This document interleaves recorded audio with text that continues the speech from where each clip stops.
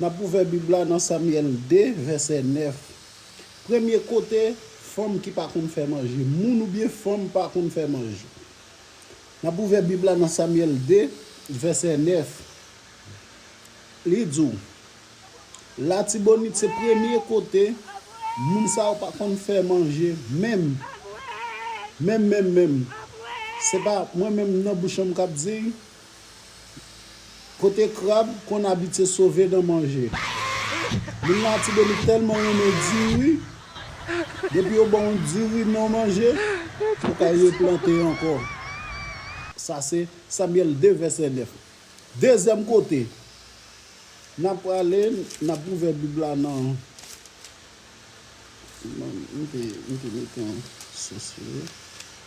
OK.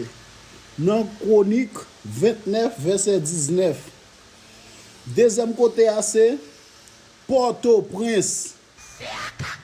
Moun Port-au-Prince, yo prend pause. Entendez? Moun Port-au-Prince yo prend pause, yo 18. Pourtant, celle ça au café, c'est pain ak zé. Dans Chronique 24 verset 19, c'est top ramen yo qu'on fait. Et top ramen moun Port-au-Prince qu'on fait.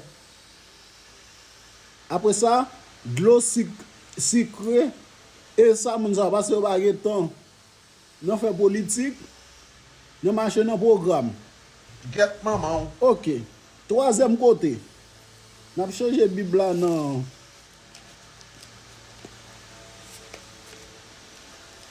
Dans Job 28 verset 6. C'est Wanamet. Moun Wanamet. Dans Job 28 verset 6. Moun Wanamet. Par contre faire manger même.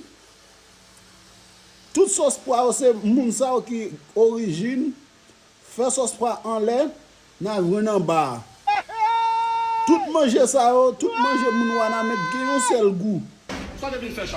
Ça veut dire moun sa c'est un seul machin qui fait manger pour yon et puis tout l'autre reste machin yo distribuer et manger l'état yo serve yo consommer.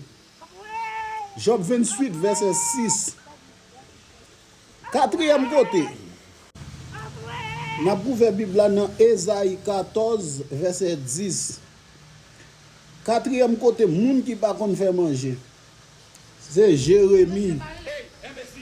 Jérémie c'est un petit côté en dehors que moun yo seul bagay yo consommer c'est tom l'âme véritable.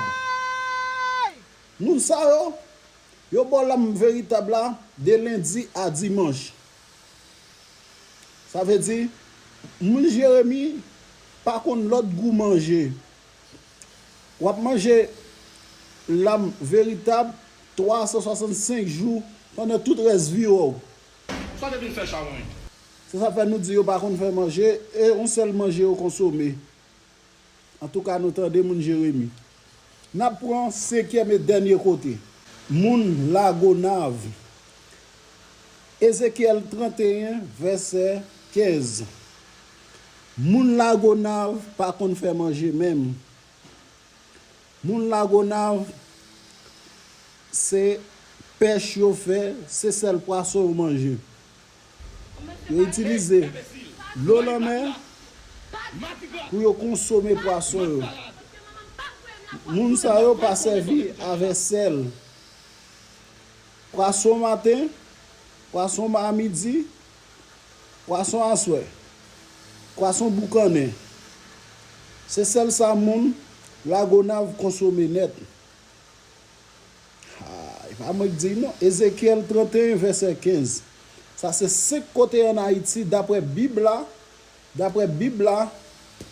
et qu'il faut connaître que moun sa yo pas qu'on faire manger. Si vous remet avec moun sa parce que vous pas bien manger, me regrette ça vous.